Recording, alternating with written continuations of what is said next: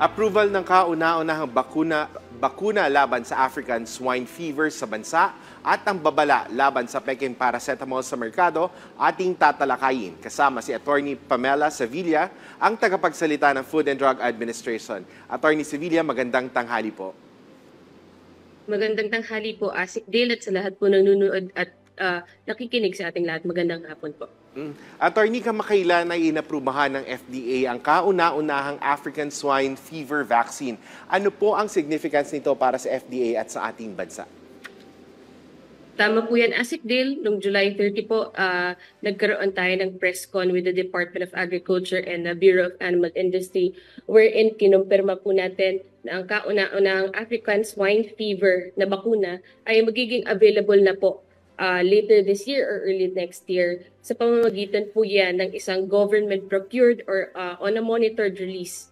So yan po ay government procured. Ang kahalagahan po niyan, meron na po tayong panlaban doon sa sakit at kumakalat na African swine fever. And matatarget na po natin yung tinuturing ng mga red areas wherein largely affected po ang ating hog industry or pork production or industry sa bansa. Gaano po katagal ang validity ng Certificate of Product Registration para po sa bakunang ito at ano-ano po yung mga conditions na nakapaloob sa paggamit po ng bakunang ito? Base po sa approval ng Food and Drug Administration, binigyan po namin ng 2-year validity of Certificate of Product Registration, yung bakunang African swine fever under the name of AVAC, dahil nga po sa karagdagang conditions na kanilang kailangan o kanilang patuloy na dapat makamit sa loob po ng 2-year period na yan.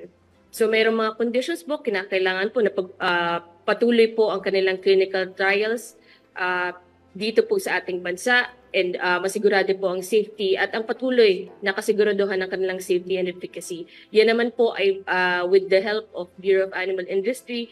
So locally po, nagkakaroon po tayo ng clinical trials with that and base po sa nagawa ng Bureau of Animal Industry, pumasa naman po ito sa Phase 1 and Phase 2. Attorney Pamela, para po mas maunawaan ng ating mga kababayan, pwede lang po ba natin ipaliwanag kung ano po ba yung pinagdaan ng approval process kaya inabot tayo ng halos 2 taon para sa bakunang ito?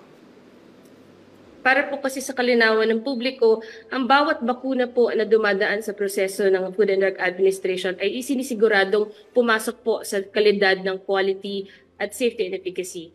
Para po sa mga animals, ang veterinary drugs po, ang nagko-conduct po ng safety and efficacy level po niyan ay yung Bureau of Animal Industry. Ito po ay nag-undergo po ng animal testing at sinisiguro po natin na talagang magkakaroon to ng positibong epekto dun sa ating mga pork or ating mga hayop na tinuturokan. So with that naman po, tinitignan po natin kung anong level of efficacy or yung rate of efficacy. Kapag once tinurok po yan sa ating mga hayop, kung talaga po magkakaroon ng positibong epekto. And yun po ang isinagawa ng Bureau of Animal Industry and sa amin po sa Food and Drug Administration. Based on the quality evaluation po, nagkaroon po tayo ng evaluation sa kanilang mga dokumento. Yung mga dokumentong ito po ay tinignan po natin kung yung bakuna po ba ay once iturok dun sa ating animals, ay magkakaroon po sila ng improvement sa kanilang health. So yun po yung tinitignan ng Food and Drug Administration, yung quality of the drug itself. While the safety and efficacy po, yan po ay sinasagawa ng Bureau of Animal Industry. Ito po sa ibang usapin naman, ano naman po ang dahilan sa likod ng advisory ng FDA o babala laban sa mga lumalabas na Peking paracetamol po sa merkado? Itong nilabas po na advisory ng Food and Drug Administration ay base po yan sa Memorandum Circular na inisyu po ng ating Department of Interior Local Government noong nakaraang 2022. Sila po ay naglabas nitong Memorandum Circular wherein ipinagbabawal po, inaatasan po nila ang ating local government units sa tulong po ng ating Philippine National Police na pagbawal ang pagbenta ng gamot sa ating mga sari-sari store. So, base rin po sa Republic Act 10918 or ang ating Philippine Pharmacy Act, isinasaad po doon na ang tanging pwede po mag-dispense o magbenta ng gamot sa bansa ay yun po mga FDA licensed drugstores or establishments. So, ngayon po, nagkaroon po kami ng sariling initiative sa Food and Drug Administration base po sa Memorandum Circular na yun para po tignan yung ating mga local establishments, yung mga maliliit po na tindahan kung saan meron po kami mga impormasyon na naririnig na nagkakaroon po ng bentahan ng mga gamot. So with that po, through that information, nagkaroon po kami saturation drives at doon po namin nalaman na talagang laganap po yung pagbenta ng counterfeit drugs na ito. Pwede po bang malaman, attorney, kung ano pong itsura ng mga peking paracetamol na ito? Ito ba ay katulad ng mga nabibili namin na mga kilalang brand o ibang brand? Ito pong mga na-issue namin na advisory, kinakalungkot nga po namin na talagang merong pagkakapareho doon sa original na mga medicines or drugs.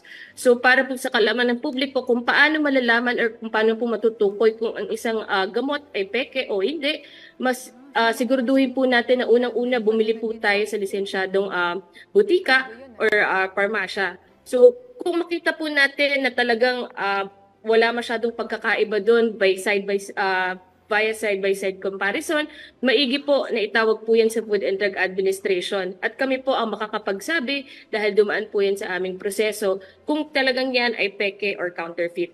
Marami pong paraan kung paano natin malalaman na ang isang gamot ay counterfeit. Pero ang pinakasimple po is a side-by-side comparison. Malalaman po natin yan kung ang font po ay hindi pantay-pantay, ang packaging po ay medyo sira-sira, ang kulay po ng packaging medyo kakaiba po dun sa original, at ang tableta po o yung size ng gamot ay medyo kakaiba po. So dun pa lang po medyo magkaroon na po tayo ng vigilance, magkaroon na tayo ng pagdududa kung ang isang gamot na ito ay talagang peke o hindi po. Attorney Pamela, ito po yung mga usually nakikita sa mga maliliit na tindahan siguro, ano? Pero ano po ba yung mga potential risk sa isang tao kapag uminom sila nitong peking paracetamol o peking gamot? Unang-una po sa lahat, ito ay maaaring magdulot ng infection. Ito po ay maaari din magdulot ng pagkapatay ng isang tao kung siya po ay makakainom o makaka-intake ng peking gamot. Dahil ang counterfeit po, defined po yan as something that can result in the reduction of the safety, quality, strength, and purity of a drug product. So kapag counterfeit po yan at nagkaroon ng adverse effects, unang-una po dyan baka magkaroon po ng infection, mas lumala pa po ang ating kalagayan, and mas nakakalungkot po at pwede rin po yung mapunta sa pagkamatay ng taong nag-take po ng counterfeit drug product. Ano naman po ang mga legal na aksyon na gagawin ng FDA laban po sa mga nagbebenta ng mga peking paracetamol o ng mga peking gamot na ito? At ano po yung mga penalties na maaaring maipataw po sa kanila? Sa ngayon po, bilang sa maliliit na butika po natin nakikita o kaya sa maliliit na tindahan natin nakikita na hindi lisensyado ng Food and Drug Administration, tinutulungan po tayo ng Philippine National Police and the local government unit. Kapag nakakita po tayo ng counterfeit drug product, maaari pong ma-revoke ang license ng business establishment kung siya po ay hindi lisensyado ng Food and Drug Administration. May karagdagang pagkakakulong din po yan base sa Republic Act 8203 or the Special Law on Counterfeit Drug Products. So pwede pong minimum of 1 year or 6 months until 10 years po pagkakakulong ang katapat niyan, lalo na po kung magdudulot ng pagkamatay ng tao yung pag-take po ng counterfeit drug product. Attorney Pamela, siguro po mensahe nyo na lang at ng FDA o paalala sa ating mga kababayan na nakatutok sa atin ngayon.